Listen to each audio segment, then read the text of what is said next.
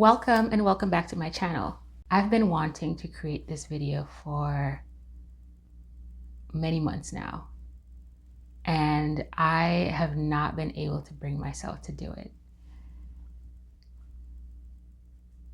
It's a necessary topic, but it's a topic that is not easy for me to talk about. It's also important context as to why I'm here on YouTube and why I'm here now. Why did I create this channel when I did? Honesty and authenticity, values that are really important to me, especially for the content that I create here. And telling this story is me following through on that. I'm creating this video now while seeing the performance of a video that I posted yesterday.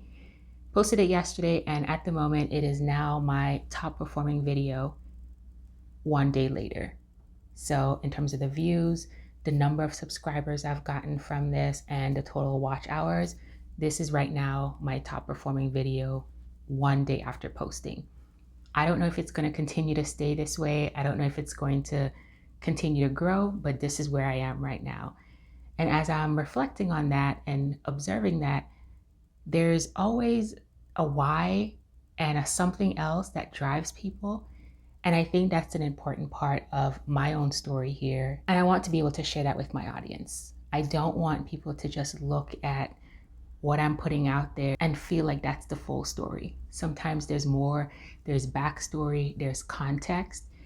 And in this case, what else is going on is a big part of the why. And I want to be honest about that and share that with all of you. If you're navigating a hard time in your life right now, you're dealing with challenges, maybe something unexpected, and it seems so difficult that you're not even sure how you're going to get over it, how you're going to manage it, how you're going to deal with it, I want you to keep watching, because I hope this video will be helpful for you. I hope it will be a little bit of a ray of light and inspire you in some way to know that even when we're having the hardest and most challenging of times, there are still things that are within our power and things we can do to keep going. Now imagine being away and getting news about a fire at home. And based on the news, you're learning that the fire was contained. So naturally, you're thinking everything is okay. Then imagine coming back. It's late at night. You're walking in, looking around to see if there's any impact. At first, you don't see any changes, nothing looks different, and you keep walking. And it's as you continue to walk in, now you see that there's water on the floor. The carpet is wet. You look around in the bathroom, you see the tile is wet. You see that on the walls, there's watermarks. Now you look up, and on the ceilings, you can see some watermarks as well. And you also smell the scent of the water as it's sitting in the carpet and just sitting in the structure, sitting in the walls. This is what I walked into a few months ago. And at first, seeing that, I didn't really get a sense of exactly what that meant. In my head, the picture of a fire and that type of destruction is just a lot more clear, but the impact of water damage was not as clear in my mind. So in the next few days, there are the necessary things to do. Contacting the insurance, determining the extent of the damage, and so on. With each day, it became more clear what was actually happening and the extent of the damage. And so this involved dealing with the insurance, figuring out what items needed to be removed, removing the flooring, removing the ceiling, taking down the walls. And just like that, my life was changing. The place was no longer somewhere I could continue to live. And so I had to now seek alternative housing. Just in that moment's notice, I could no longer stay in the same place. I could no longer have full access to all of my things because everything needed to be packed away very quickly. And I had to now figure out how to navigate life, how to do the things I have to do while also managing and dealing with this situation. Nothing could have prepared me for that. Never in my wildest dreams did I imagine that this situation would happen and I would have to be able to think very quickly, what do I need? What do I need to continue to have access to? What can be packed away? And to make all those decisions not knowing for how long. On top of that was the stress, all the phone calls, all the emails, going back and forth with the insurance, dealing with the reality of what's happening, and then having other people tell you that everything is okay. It took time, it took energy, it took strength to keep navigating and addressing all of these different things. It especially took a lot of effort when people are telling you that there's one thing going on and you're living the reality and you have to make a case for what should be very obvious. The first temporary housing situation became a second and a third. And so to move in between each of those, it meant bringing along luggage, carrying things, walking down the street with bags. And during that time, wondering what everyone else thinks as they're seeing me walk down the street with these different bags. Every single decision took additional effort. For example, eating, getting hot water, figuring out what type of clothes will be needed for a particular situation, having clothes to work out, having clothes to attend a professional event.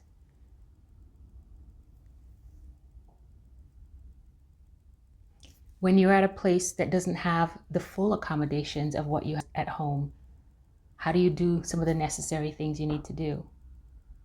For every single moment of the day, I had to plan, I had to coordinate, I had to think through the logistics. This was all new because prior to this, there was stability, there was familiarity, there's having everything around me in my own space, in my home. But just like that, it all changed. To say that it was hard is putting it very mildly. Every plan, every decision, everything I had to look forward to, all of a sudden, those things were all gone.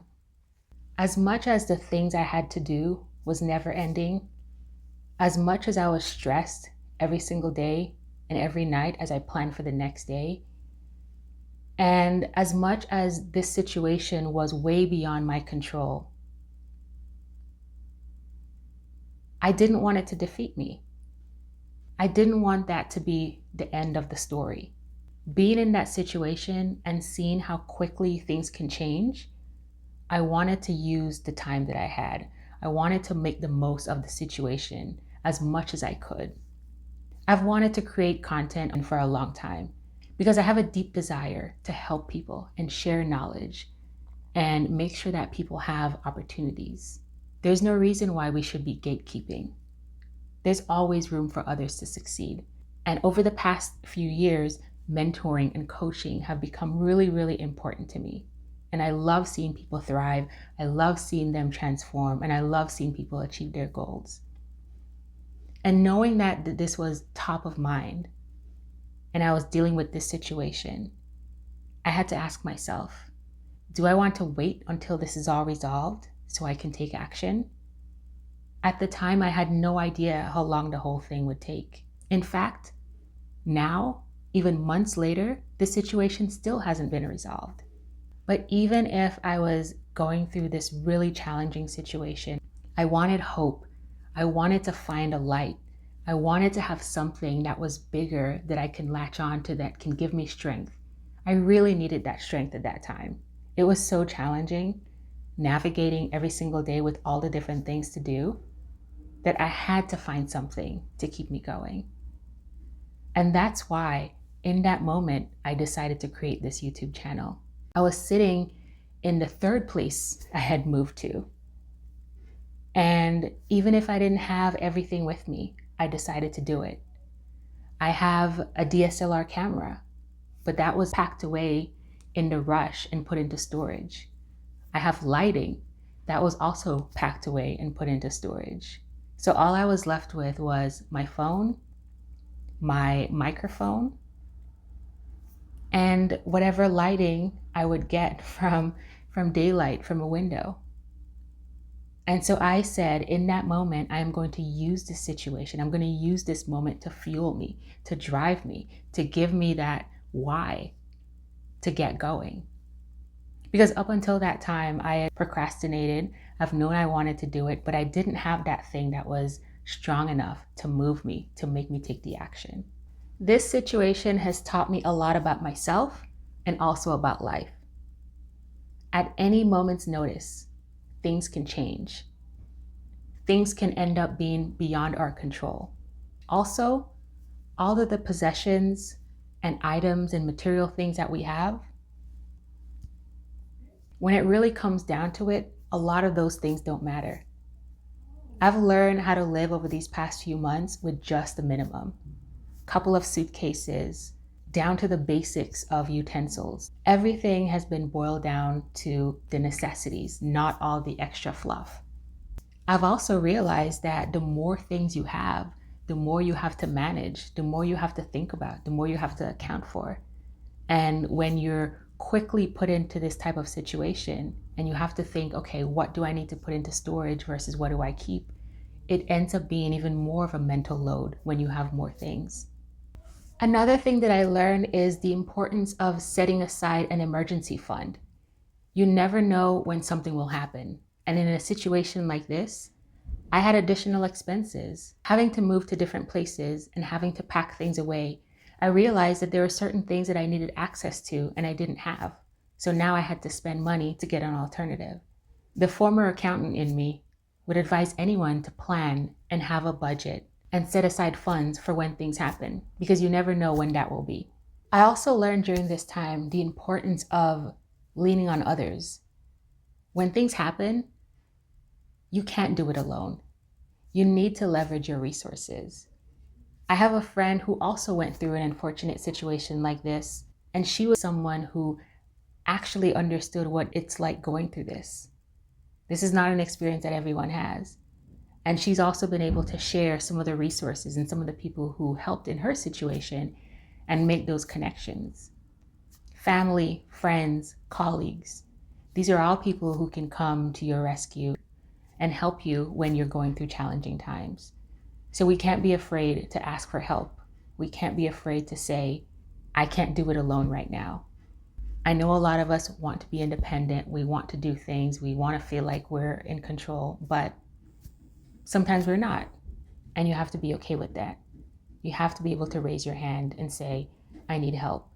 And even in the most challenging of situations, I really hope that we're able to see and find some ray of light and see that there's hope. Because usually things could be worse. Right now, even if there's the discomfort of not being at home, not knowing exactly when everything is going to be resolved, not having access to all of my things, the fact of the matter is all of those things still exist. My things are still there. The place is still there. It's just a matter of getting through the process. There are always things to be grateful for. So I'm still extremely happy and grateful for all of my blessings. I'm here now to tell the story. And I'm navigating. And every day, even if it's still challenging, I'm managing. And that makes me very proud.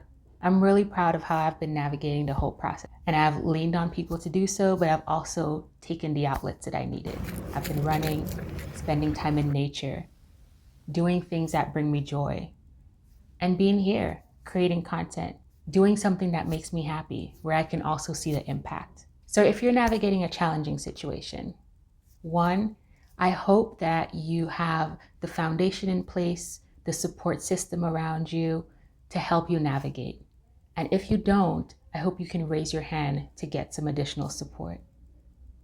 Secondly, I hope that you can reframe your thinking. Even if you're in the middle of what's going on right now, and even if it's extremely difficult, there's usually some way, some light, some hope, something that can help you to look forward and to look beyond what's happening to a brighter day.